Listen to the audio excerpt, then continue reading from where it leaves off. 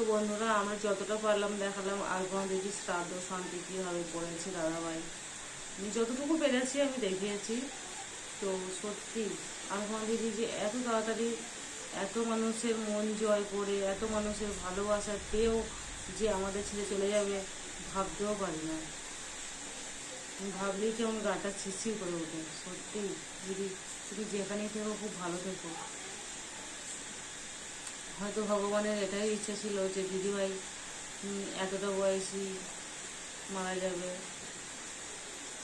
এত কম বয়সে ইউটিউবে আসবে, ইউটিউবে এসে এত মানুষের ভালোবাসা পাবে। হ্যাঁ, এত সুন্দর সুন্দর ভিডিও বানিয়ে এত মানুষের ভালোবাসা পেয়ে আমাদেরকে সবাইকে হাসিয়ে হ্যাঁ মন জয় করে নিয়েছিল। তো সেই দিদিভাই আছে আর আমাদের মধ্যে নেই, ভাবতেই কেমন লাগছে। তো দিদিভাইয়ের চলে যাওয়ার পর দাদাভাই খুব ভেঙে পড়ছে এবং দাদাভাইয়ের মা এর অবস্থা খুবই খারাপ। তো অনেক ইউটিউবার যাচ্ছে, ভিডিও করে নিয়ে আসছে, দেখছি। আবার অনেকে পজিটিভ ভিডিও করছে, অনেকে নেগেটিভ ভিডিও করছে। কেউ কেউ বলছে নাকি যে দিদিভাই চিকিৎসার গাফিলতিতে মারা গেছে। কি এটা কি সত্যি? কেউ কি চাইবে যে তার বাড়ির লোককে চিকিৎসা গাফিলতির জন্য মেরে দেওয়া?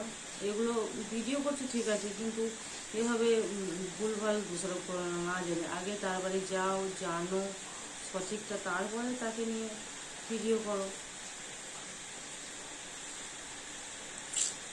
সত্যি দিদিভাই মায়ের অবস্থা যে খারাপ। আমাদের তো কাছে বাড়ি না, যদি কাছে বাড়ি হতো আমি অবশ্যই যেতাম দিদিভাইয়ের বাড়ি। একবার হলেও দাদাভাইকে তার মাকে একবার দেখে আসতাম। কিছুদিন আগে আর একটা ইউটিউবার আমাদের ছেড়ে চলে গেছে, তারপরে আবার এই দিদিভাই। আরিম দাদাও কিছুদিন আগে আমাদের ছেড়ে চলে গেছে, তারপরে আপনাদের। তো অনেকে বলছে নাকি যে চিকিৎসার গাফিলতিতে মারা গেছে। না বন্ধুরা, এটা একদমই ভুল কথা। চিকিৎসার গাফিলতিতে কখনোই মারা যায়নি। দাদাভাই চ্যানেলগুলো লাইভ এসেও বলেছে, তারপরে ভিডিওর মাধ্যমেও অনেক বলেছে যে চিকিৎসা গাফিলতিতে মারা গেছে। এগুলো একদমই ভুল কথা, আমি বিশ্বাস করি না। কখনো কোনো মানুষ চাইবে যে চিকিৎসার কারণে কোনো মানুষকে মেরে দিতে?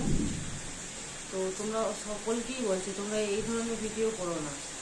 আগে জানো, বোঝো, তারপর ভিডিও করো। তো দিদিভাই তুমি যেখানেই থাকো, খুব খুব মিস করছি তোমায়।